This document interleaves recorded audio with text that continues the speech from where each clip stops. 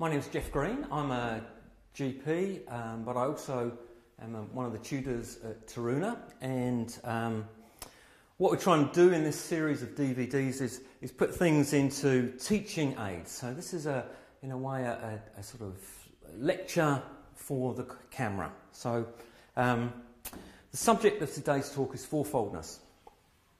Terrible, dry title, yeah, but hopefully by the end of it it won't. And I've gone to the Billy Connolly tartan look. This is as close as I've ever been able to get to a kind of picture of fourfoldness, because it's a very dynamic model. I talked in other DVDs about the threefold, which is very structural, very pictorial. You know, you've got an eagle, you've got a lion, you've got a walrus. But this is really much more about energies. It's kind of like this film Inception, you know, where you've got these four different stories going on at the same time, and you have to actually think in different ways.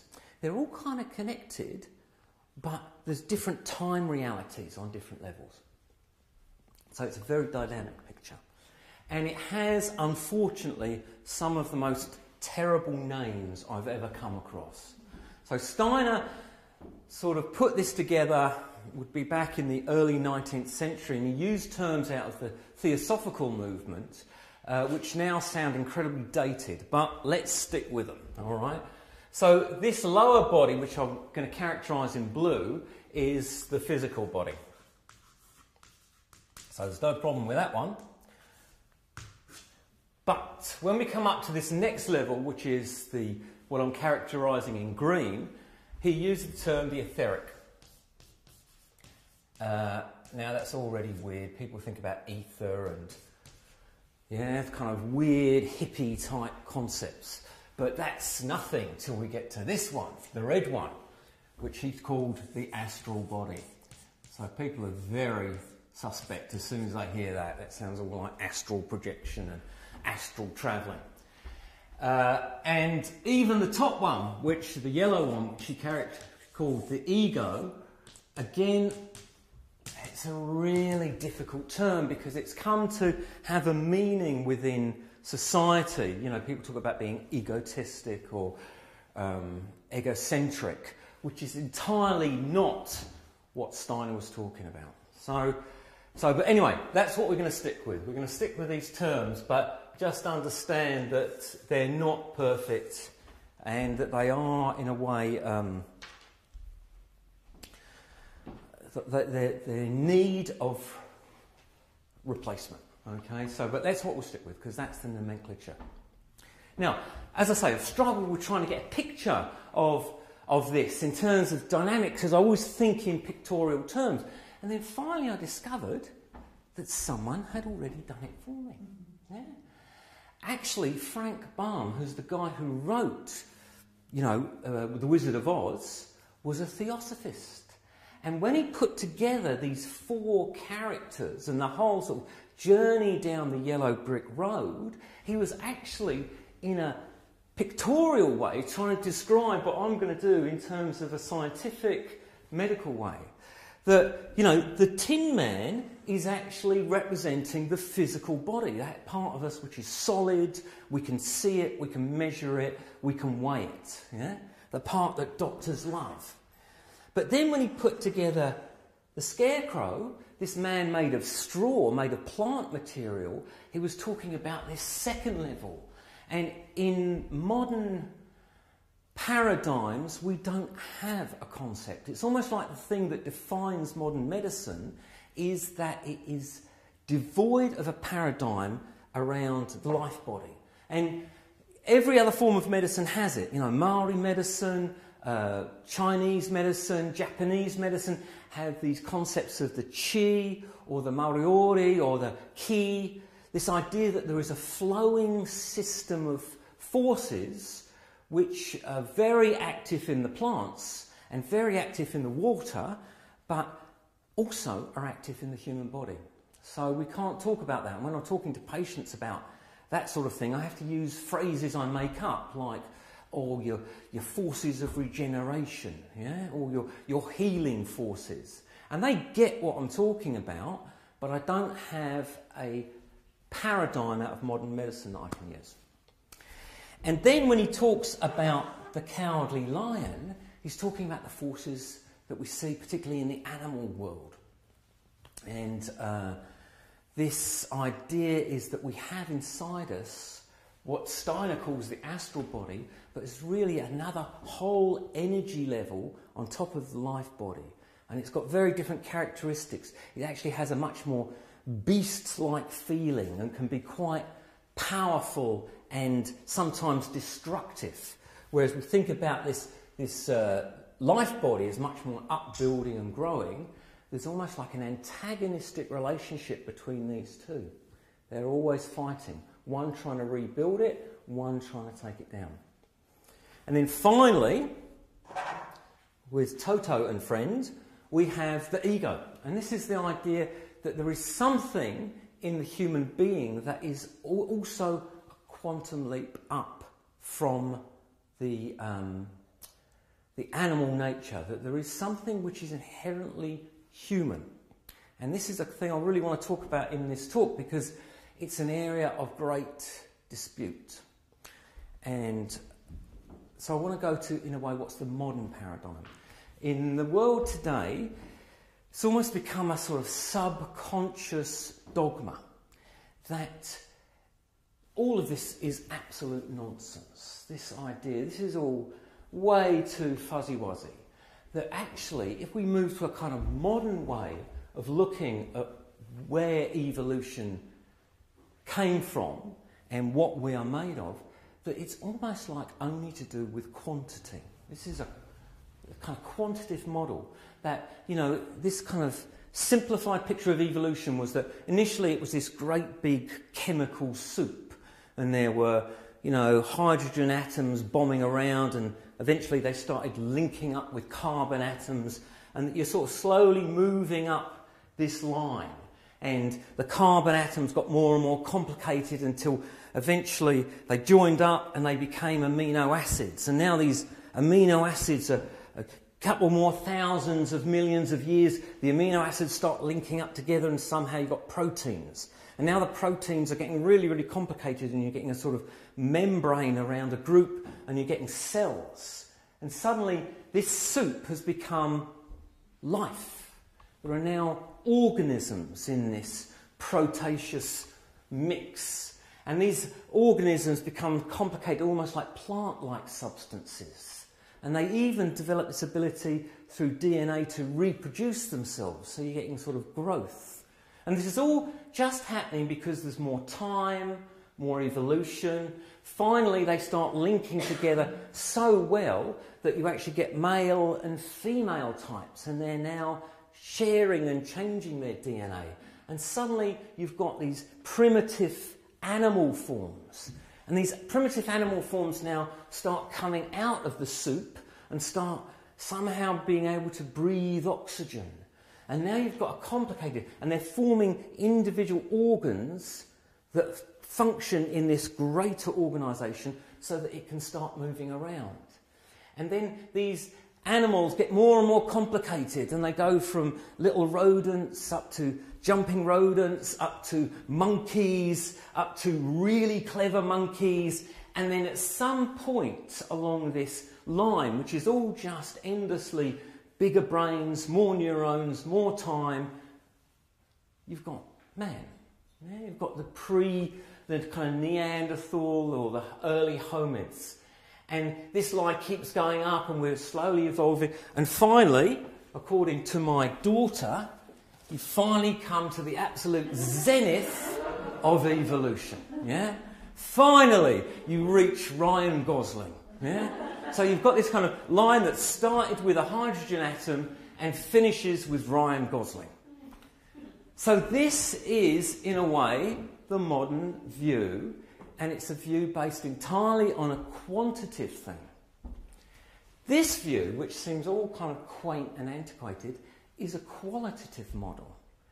It's actually, in a way, a little bit more right brain. It's saying that there are different qualities as you go up this ladder. And although you can't quantify it, that there is actually an inherent difference between the physical and the etheric. So that's what I'm going to try and do in this talk. But before I do that, I need to do some picture building. A little bit of concepts. Because if these four, I feel like one of those street. Right, so where's the P? Where is the P? So the idea is that the picture builds, that you start initially with just a physical body. And that what happens is that each of these new bodies, in a way, are always held within the last one. And actually the only body you can see is the physical. So if you can weigh it and measure it and touch it, it's physical body. But you have to use almost different forms of thinking to understand the new bodies which are progressively coming in underneath. So now we enter the twilight zone, because these then are super sensible bodies. These are things that you cannot weigh or touch or measure. These other three are in fact almost like other energy levels. Yeah, it's not like I can talk about eagle and lion at the same time. It's almost like you have to move your thinking. This is the only thing you can measure. These you have to, in a way, interpret. So that's the concept. And that's a really important thing, so that when you move from the physical, the stones, to the plant, which has this other body in, it's not on top of, it's as well as. Yeah? You have this other body working within it. And that becomes increasingly important when we get to this point, where we go from animal to human. Because it all gets very muzzy around here, but what's a very contemporary issue is, what is human, what is animal? Is there actually a difference? Because in a way, on this model, there isn't. It's only a kind of shades of grey. You sort of, yeah, where do you choose the line? This model says there is a distinct quantum shift when you move from this level to that level. Okay, so that will come in later on. But what I want to do, instead of just doing all of the abstract things, is to look at it a little bit more practically. Because although I've said this is a silly model, it is actually almost structurally true. If you can almost see that in the human being,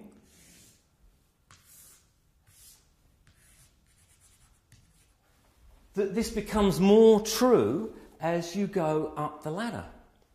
You know, if you start, and I'm heading over here now, if you start at the bottom of the physical body, this is mechanical. It is made up of mechanical structures. You know, you can replace knees, you can replace hips, because they are machines. They are physical things. You look at this, it's a beautiful suspension bridge, yeah, with the suspension arch, and this is one of the densest parts. This is all physical. This is where the laws of mechanics are true. And even as you go up and you get to the hip, even the hip it's a beautiful ball and socket joint, yeah, which works just like you would changing a gear.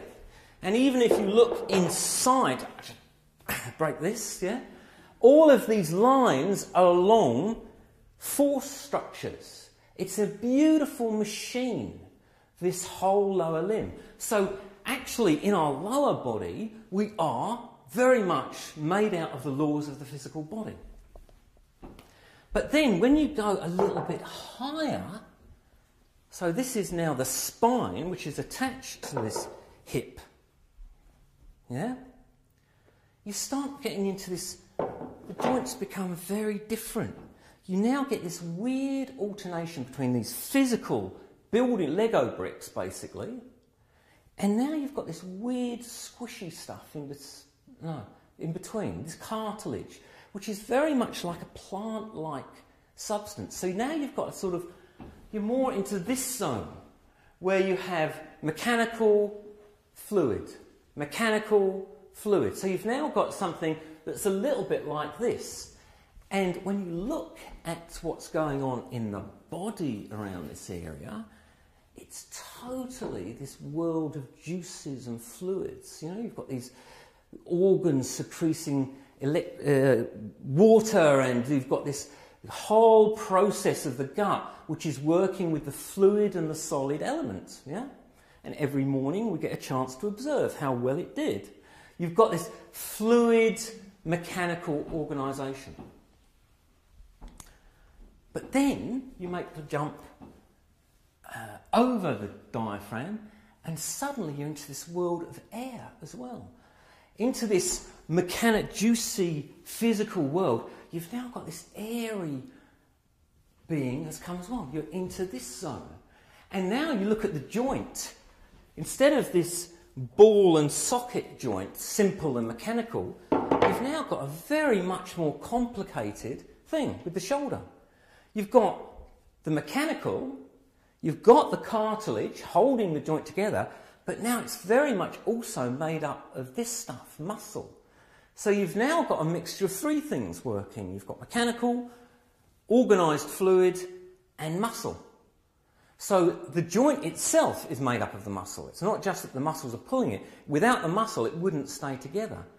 So you're now up into this row. And then finally, you come up through this to the brain.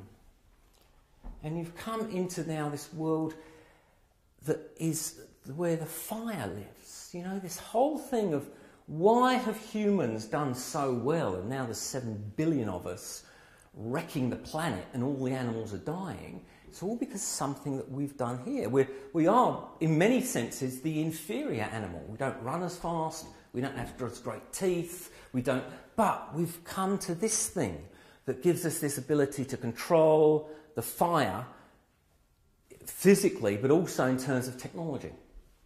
So it's not just an abstract picture, it is to an extent true as a picture of the human being.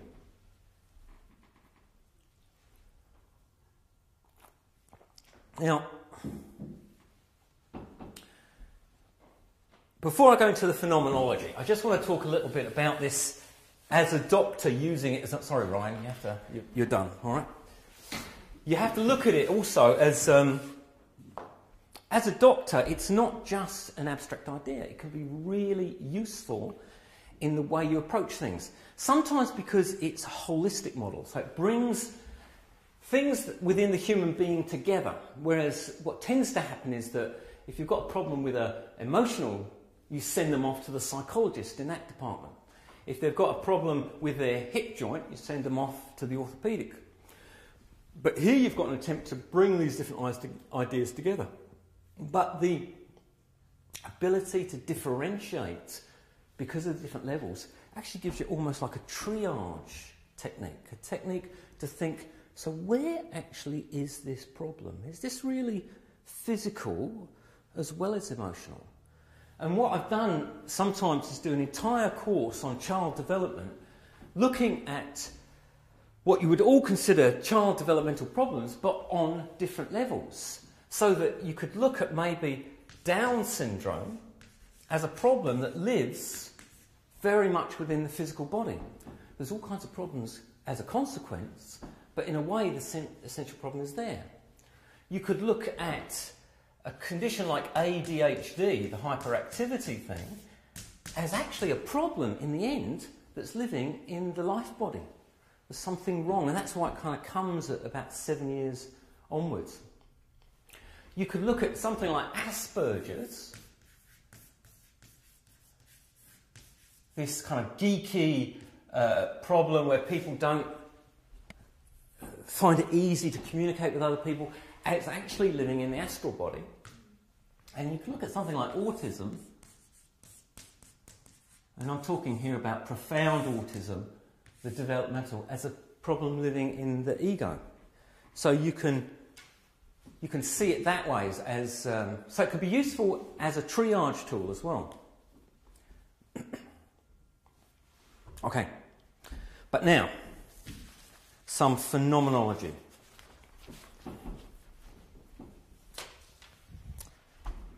So let's start with the Tin Man and the physical body. Here's some examples I prepared earlier. So, what are the qualities? What does it bring into the room when I physical body? What are the selling points of a physical body? Why do you need one? Any suggestions? Solid. Solid, in every sense of the word, isn't it? Solid and reliable.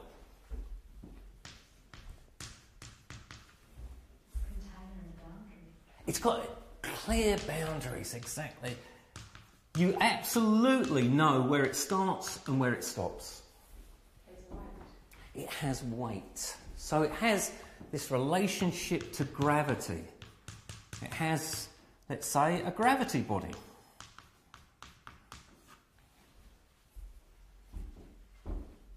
Yep. Not doing much. Yeah. You thank God, yeah?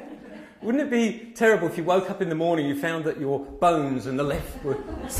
They decided to all head north for a while. Yeah, so we very much rely on the skeleton system that it doesn't do much. It makes, yeah. So it's solid, but and static. Yeah. Anything else we can say? Probably most of it, isn't it?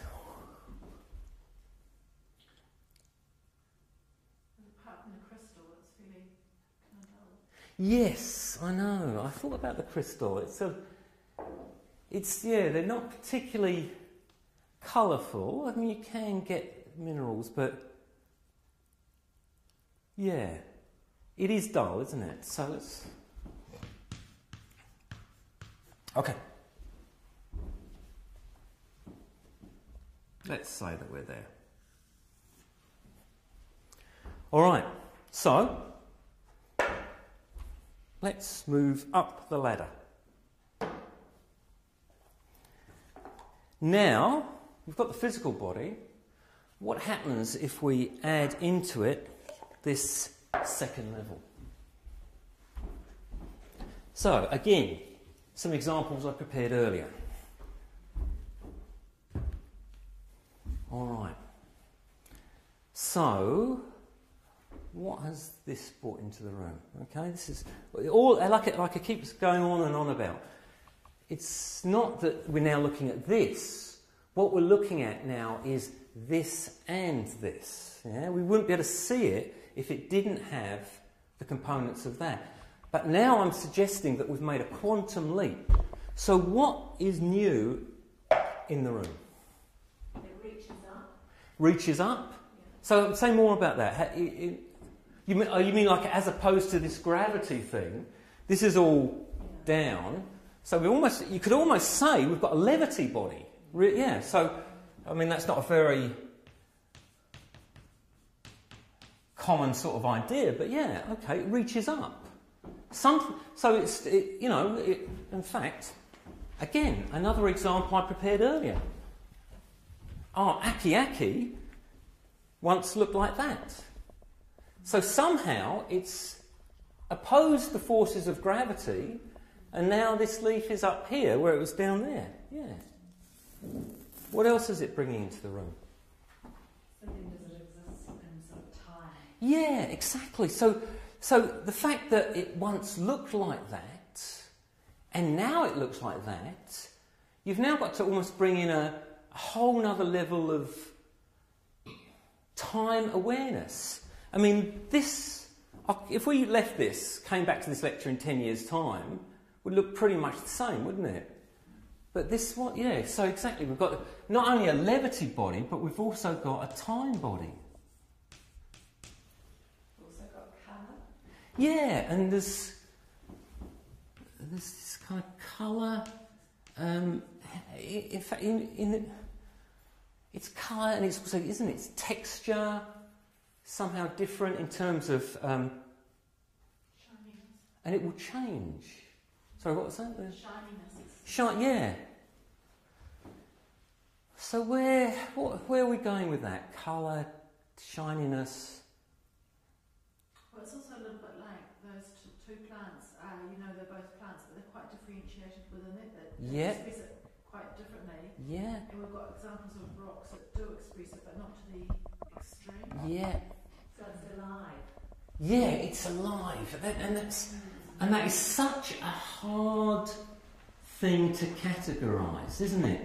Because what do we mean? Well, because clearly it's alive, isn't it? Because if we came back and I hadn't watered it in 10 years, it would now not be alive, it would be dead. In fact, it would have gone pretty much from this combo to that one. Again, it would have gone back to that. So whatever's in here, which we're describing as alive, needs to be taken care of. Otherwise, it will stop being there. So it's alive. But what does that mean? It's not in that picture of that endless progression. It doesn't have fixed boundaries, it will grow. Yes. So we've got life and this idea of growth, which is somehow part of it. And the other thing people were saying, there's these different, not personalities, but there's different forms. So it has, you've got the spring onion form versus the aki form. And what's even weirder, in a way, so I've gone down. Now, these two dots, right? One of them is a seed, and one of them is a small stone. Yeah? So, they're pretty much indistinguishable, aren't they? One of them is a seed, one of them is a small stone.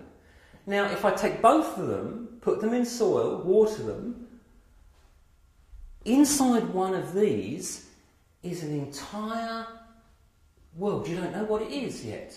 You have to wait. So all of these forces are hidden inside one of these. But you can't see it at the moment. You know it's there, but you can't actually, you can't, it'll be a mystery. Will it be a spring onion? Will it be an aki? It's an amazing idea, isn't it? It's actually here already, but it's not accessible to your physical eyes. So although I'm talking about super sensible bodies, it's actually something we work with every time we go out in the garden and chuck a seed in the soil, We're not amazed, oh my God, it turned into a plant. Yeah? And it looked just like a stone, So it's something that we're working with all the time, but it's there as a reality. So, now, I'm a bit of a keen gardener, and I'm going to make an aki fence, and I'm going to, what I tend to do is just trim the bottom ones so they get a bit higher. Okay? No one's got any problems with that? Cool. And this is my spring onion. Beautiful. Yeah? Lovely. Really nice. So,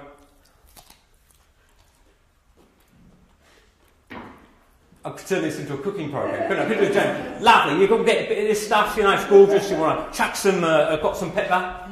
No, I won't do that. So all of this is true, but you've all sat there and blandly watched me maim an aki and eat an onion in front of you. Not a word, not a murmur, yeah? So there's also something missing. Do you know what I'm saying? Yeah? So now I want to go to the next level. So we've done these guys. Now we have to go to the cowardly lion. I don't know if cowboy would be a good description.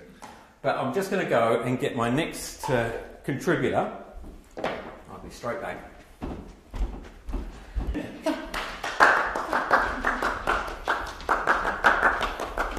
Good dog. There you go. There you go. Sit down. Sit down. Good dog. There you go. All right. I was saying, actually looks very much like that. All right. So this is Denver. How old's Denver? 15. 15. All right. Now you can already tell something. You could already see that, couldn't you? It's an old dog. So in terms of the etheric body, you can see that's already there. This would if I brought a puppy in, that would be a very different feeling. Sit down, boy. Good dog. Here you go. So what's new in the room now? What's the difference between the Aki-Aki? Right, one problem is the Aki-Aki has politely stayed in the same place. And here you go. Yeah? So what's new in the room? What is new? I've now introduced a new body. Yeah? I've gone from that, and now it's become this. There's movement. Movements. Big time. Food balls. I don't know about his balls, sorry. So we've got movement. It's uncontrollable movement. Yeah, and there's now a whole.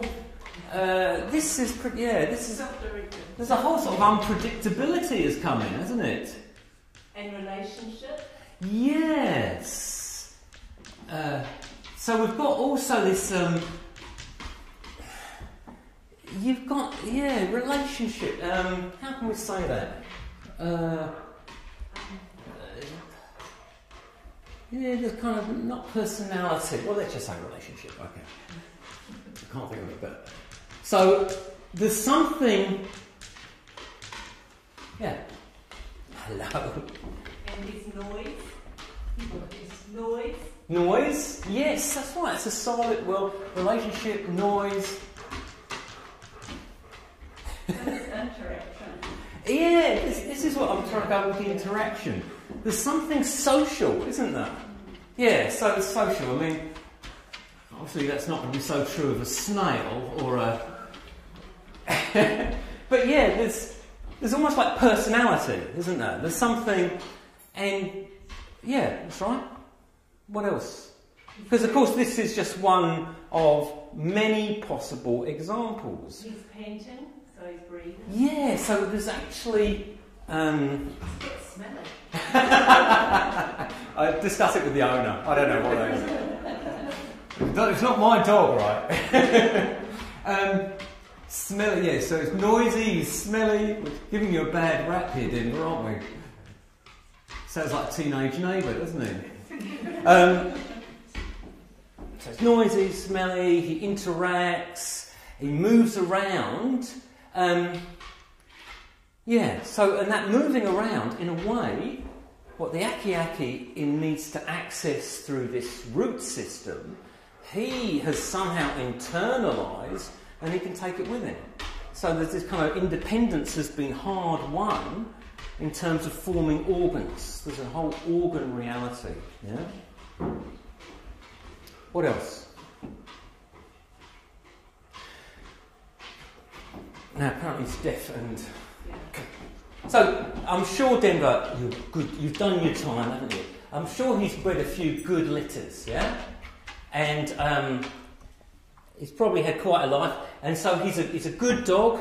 He's got an owner, yeah. In fact, the owner has a license, and he wears his licenses with pride, yeah. So this is a dog. He's owned. He's been bred, and he's 15. And one day he may well, sadly, get too arthritic, maybe, start getting ill, and he may have to get put down. Yeah? And that's what happens with dogs, isn't it? And that's a pet. So, but what I think is his legs are actually a bit too long. So what I'm going to do is just shorten them to here. Yeah? So I'm just going to take that, and I may actually then eat it in front of you. Yeah? So that's my plan. You're okay with that? I'm not going to. Yeah. So what a horrifying idea. But aki, not a problem. So what's different? What's different between Denver's rear end and the aki? We have an emotional attachment. Yeah, well, we have an emotional attachment, but we assume that Denver has an inner life as well. You know, I can do that to the aki, and you think, well, you know, I mean, some people might feel upset by that, but you're kind of assuming an emotional life, an inner life, a world of sentience and feeling is going on in there, where that would be horrible to do that. Yeah? But let's be clear, what you did allow me to say, without any problem at all, was that I can use Denver for breeding purposes, get a couple of litters off him, pay his way. I can own him. Yep. You can get a license for him. And that one day I may have to put him down. Okay? That's just the way of the world. That's the way it goes. Okay. Now, what happens if I then suggest that instead of this slurring from the animal to the human, that we now are adding another layer? Okay?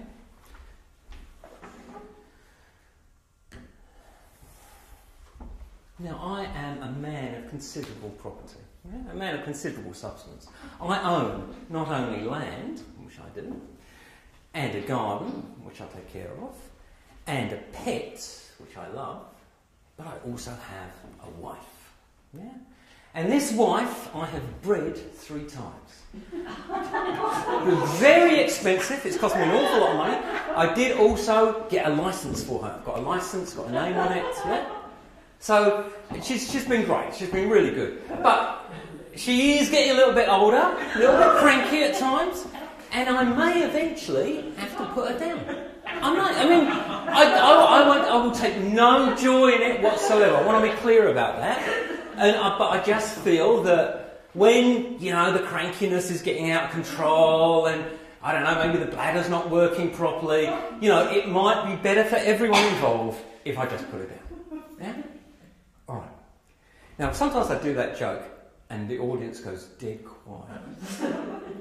And they're like, you better be joking. Especially the sort of feminist contingent. But, yeah. So what's the difference? Okay, I could say all of those things about Denver, but if I start saying that about a human being, something in us, in our very guts, is offended.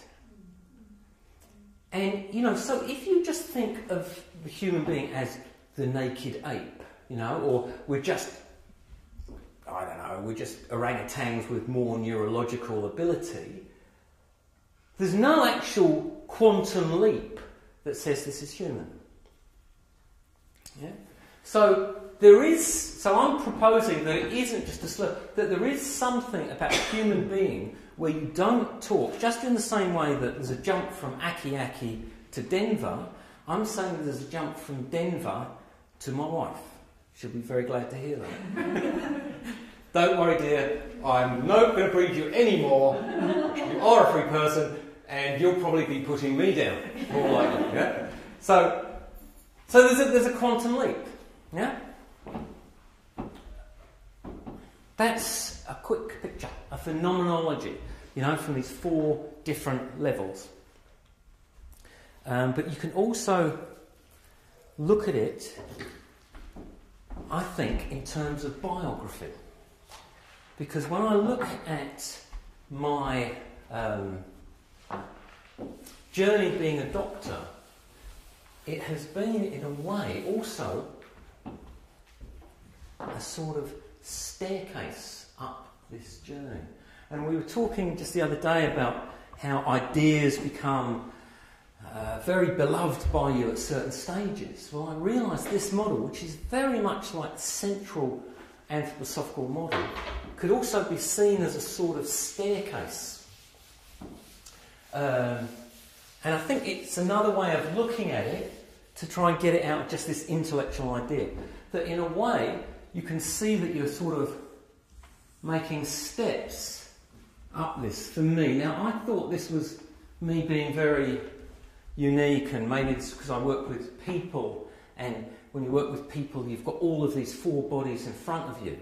But I was interested to see that David Trowbridge, who just wrote this book So Far, as a local artist, also talks about his journey as an artist as these elemental steps. But just to illustrate the clinical side, I just want to look at this whole kind of journey that I've made. But I think it is almost like a formula for particularly career development. That, you know, the first thing in terms of medicine for me was going to medical school. And it was awful. It was terrible.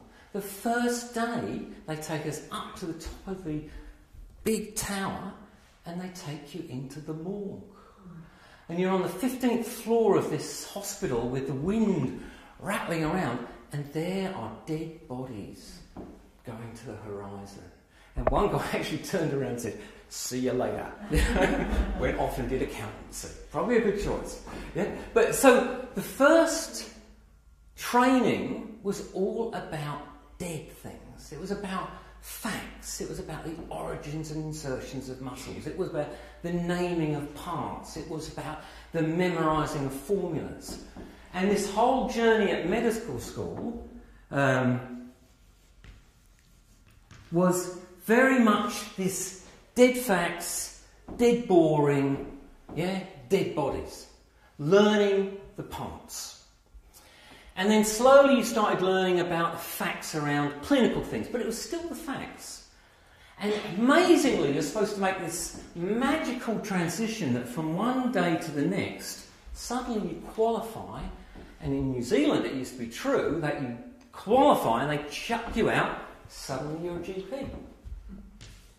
Suddenly, you're sitting in a room and people are coming in and they are showing you things, asking you questions, you know, trying to get answers to all kinds of different things. And this is an unusual stage. This is a stage, this became my absolute, Bible, an atlas of common diseases. Because this is this sort of stuff. All of the common things you see. And this is a journey really into tissue and time and tides. Yeah? This is a time where the nurse says, "Oh, Jeff, can you just come and have a look at this wound?" You're like, yeah? And you're showing you an answer. What do you think we should do? Dress it? Yeah, I know, but dry or wet? What do you normally do? Yeah? So you're doing this whole thing where but you do, over time, learn a certain craft of tissue. You know that if you sew up a young kid's wound, it'll be fixed within a few days, and if you sew up an old lady's leg, it'll all pull apart, the stitches won't hold, and it'll be an ulcer that will take 3 months to heal. So you begin to learn a sort of craft of medicine. And as I say, it's in a way the craft stage, or the gardener stage. And in a way, for me, it is your meeting with the etheric. You're meeting the life body. And it's not only this thing, it's also that you learn that there are time processes. You see people ill and you follow them up in 2 days' time and they're totally better. And you learn that there's a sort of, sometimes you need to be a patient. You know, that 80% of illnesses, actually, that a GP sees, and this is not made up, 80% of illnesses self-resolve. Yeah? The natural history of most disease is that it will, at the GP level, will self-resolve. But you also learn that there are tides in the affairs of man, that there are processes that people need to go through. Sometimes it needs to get worse before it gets better. So you have this craft stage. And during this stage, so you've got tissue,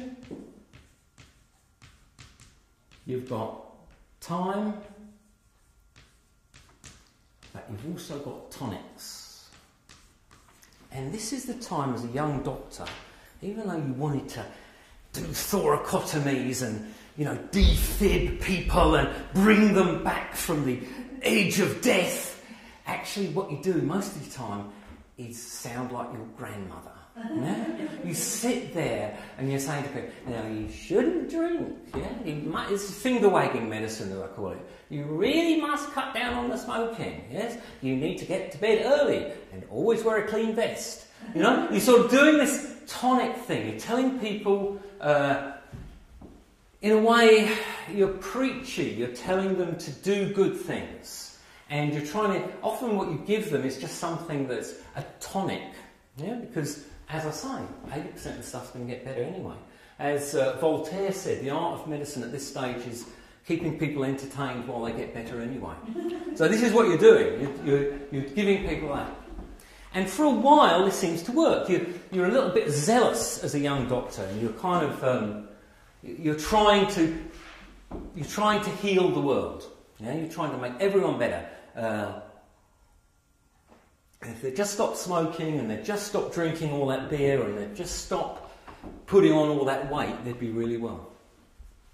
But then, and I think it must be different for different people, but I think it's about the 12 to 15 year stage, maybe earlier for some. You realise that actually that is not enough. You realise this sad and tragic thing that people actually seem to enjoy: sex, drugs and rock and roll. It's bizarre, I know it's unusual, but they seem to enjoy having unprotected sex with each other while drunk after a big party. Yeah, there is this whole part of the humans, the SDR body is my other name for the astral body. Yeah? You've got this whole other reality. People like that. It's not that they're being cajoled to drink more beer. They want to do it. So you realise that it's going to take more than that. But also, this is the stage where often people involved in health, doctors, nurses, therapists, start to burn out. And there's a kind of, because you actually start meeting, in my view, the real darkness of the astral body. You start meeting forces which won't be healed by being a good gardener. You start to meet death and disease. And a particularly disease. You start to meet diseases and it's almost like their personalities. You see a good person who's only eating BD, never taken an aspirin, always does her yoga, and still they get cancer. And it just doesn't seem fair. And you watch this progress of this cancer, and it's almost like a being that eats away at her, and it doesn't seem fair. It's like this bad things happen to good people sort of stage. So you get this. And sometimes disease like rheumatoid arthritis, you can see it raging through a person like a fire. And it's burning out their joints and eating them up. So you kind of encounter I'm going to call them beings, entities. You start to encounter the identity of illnesses. But you also meet other dark things. This, by the way, just to add, is the depressing part of the lecture, so just bear with me on this one. I'm aiming for redemption at the end. Okay? But this is kind of, I think we should really almost have a seminar just around the burnt out healer, yeah, because it's a huge thing. And I think you also meet this thing, which I also believe lives in the astral body, is the vicious circle. Yeah? These astral loops, just like kind of animal behaviour, and you can see it on an individual level and you can see it on a societal level. You see the sort of syndromes where you've got a guy who's not very functional, who's maybe particularly shy or insecure or hasn't got high self-esteem, so he resorts to taking drugs. And the drugs actually kind of damage him more, which means he needs to take more drugs. So you see these horrible individual vicious circles, you know, sort of deficiency goes to drugs, and drugs goes to deficiency. Or you see it on a social level. You see dysfunctional communities making people dysfunctional, and so they create more dysfunctional communities. Or something like someone is abused as a child, and oh my God, they turn up to be an abuser. And so they abuse more people. So you start meeting these social forces which are negative. And you also start to meet the fact that as much as you want to be a noble and never sully doctor, that actually by this stage in your career you're working by pattern recognition. That's why you can work so quick. And you walk in the room and you've got the type straight away. It's like you're reading types all the time. Or you're reading syndromes and you've got a protocol for it. And you realise that it's self and true. Depressed people tend to be depressed. Yeah? And the depressed woman that you were working with 15 years ago and you were trying to be as positive, is still depressed. Yeah? Anxious people tend to be anxious. 20 years later, she's still nervous, yeah, and you've done all of your art therapy and your eurythmy, but she is a type. And I think types live within the astral body. And this is where I'm going, is that you meet, in a way, in your career at the burnout stage, the darker side of the astral body. It's got lots of good things, but you meet this darker side. And it's often a point where people sort of give up. Lots of people, that's it, they decide that they're only interested in earning as much money as they can, or they trade in the 50-year-old wife for two 25-year-olds, you know, or they get the red sports car and the toupee, you know, right, okay, they've sort of, that's it, I'm done. And they have lost their mission. And I remember going through this stage, I'm probably still in it, but, you know, and I was walking around Napier, and the back of the Pack and Save, someone had scrawled some graffiti on the back of it. And it was like it was, don't give up until the miracle happens. It was like amazing, because you were sort of clinging on to something, and you're waiting for redemption, yeah? And actually, it comes. It comes in that, although this is all true, you can always find the exceptions. You can always find the exceptions.